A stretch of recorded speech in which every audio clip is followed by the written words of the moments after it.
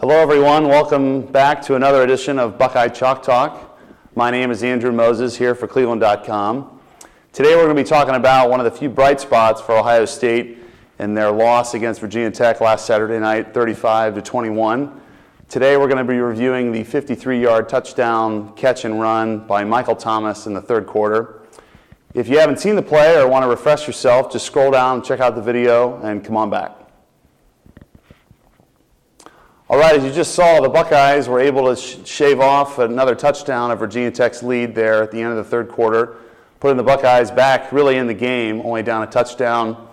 Led them to have a pretty competitive last 20 minutes, but as everyone knows, they came up short, losing by 2 touchdowns and really struggling in the second half, really throughout the whole game on offense. Now, as you see here, we got the play drawn up. Coach Meyer talked about in his press conference after the game and this week that not only was the cover zero look an issue for them, but the Bear defensive front was also really problematic. And checking back at the play here, if you look, the Bear defensive front, a staple of that is having the tackle, the nose guard, and the defensive tackle all right on the guard, the center, and the other guard as well. So when you got those 3 inside guys covered up with zero nose and right on the outside shade of both guards, that's the staple of the Bear defense. You can do a lot of different things out of it, but that's probably the most common aspect of it. And why that can be so effective against offenses is, one, with so many guys right on top of the ball and in that front, pass protection can be a real problem. If one of the guards or the center gets beat pretty quickly, quarterback has his worst nightmare on a pass. He's got up front pressure up the middle, right in his eyesight. Really a hard time for them to keep their eyes down the field and make a play down the field. And you saw that a lot where JT Barrett was under pressure up the middle, really just a few times, just chucked it deep to one of his go route receivers, and despite a few amazing catches, was pretty unsuccessful.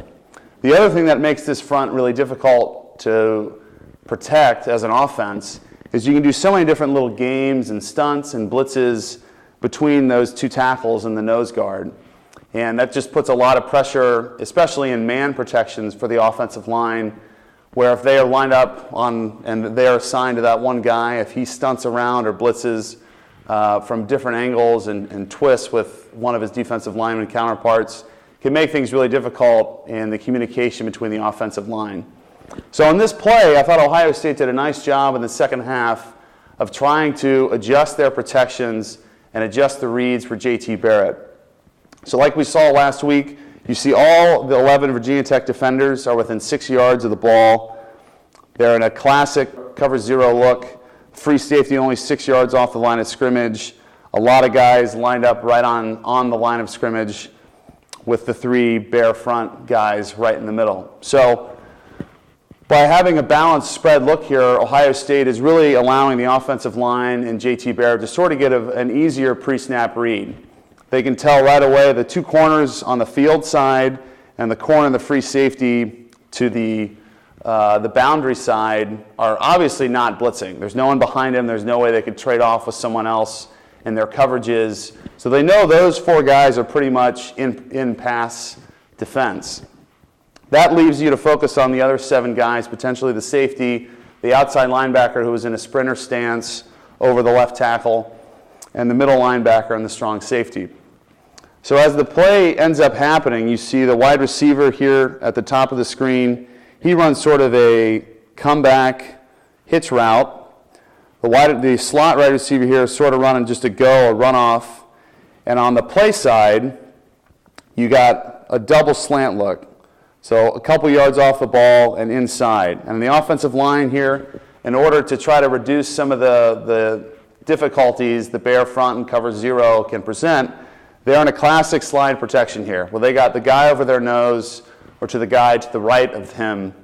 That makes things easier for offensive linemen because in man protection, usually what you have a 3-way go, which means you got your guy regardless of where he goes, left, right at you.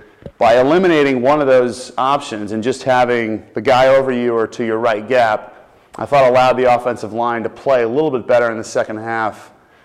Ultimately, they ended up not being enough, as we did have Ohio State's offensive line suffer about 6 sacks in the second half. So as the play starts here, you get the center here, shotgun snap to the quarterback.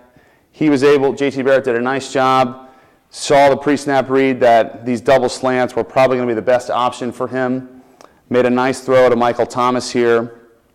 And as we see the play live here in animation, they do a nice job picking up the blitz. He got rid of the ball pretty quickly, and Michael Thomas was able to use his athleticism, make a nice catch and run, and score Ohio State's second touchdown. It'll be interesting to see this week against Kent State if Ohio State's able to try to do some more of those quick throws, slide protections to allow the offensive line to not have to worry so much about some of their pre-snap reads, but really just focus on their technique and getting their assignment done.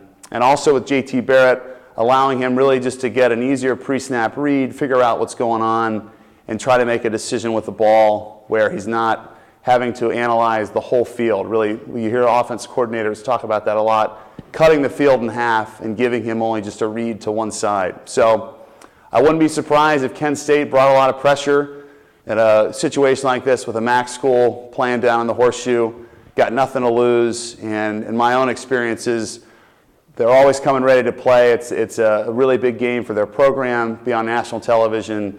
So Ohio State's offensive line and JT Barrett, again, are going to have to prove that they can handle this type of pressure as they did on this play. But as we saw a lot last Saturday night, they weren't too successful the majority of the game. So we'll be back next week to break down a play from the Buckeyes and Golden Flashes game on Saturday. For cleveland.com, I'm Andrew Moses. This is Buckeye Chalk Talk. Enjoy your football weekend.